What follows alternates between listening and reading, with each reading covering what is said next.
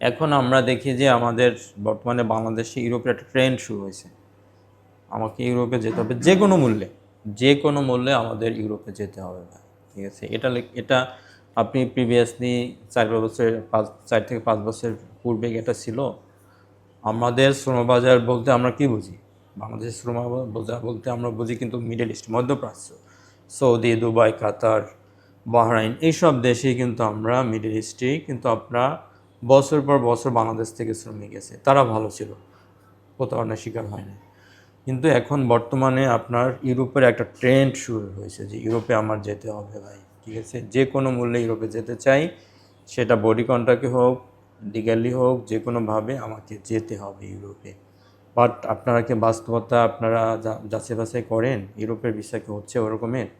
কয়টা এজেন্সি ইউরোপের ভিসা করতেছে ভাই? ভালো ভালো রিক্রুটিং এজেন্সি দেখেন, তারা কি ইউরোপ নিয়ে কাজ করতেছে? করতেছে না। কারণ তাদের তো একটা দায়বদ্ধতা আছে, তাদের সরকারি আপনার অনুমোদনপ্রাপ্ত তাদের লাইসেন্স আছে, তাদের তো একটা জবাবদিহিতা আছে। ইউরোপের কাজ করতেছে কারা? Travel agency. একটা 2 রুমের একটা অফিস ভাড়া নিয়ে, তাদের কোনো লাইসেন্স নাই, অনুমোদন নাই, কিছু না, কিছু পাসপোর্ট নিয়ে মানুষের কাছে টাকা নিয়ে, যা মানে ইন্টেনশন যদি খারাপ হয়, কয়েক কোটি টাকা মার্কেট থেকে নিয়ে পালাচ্ছে।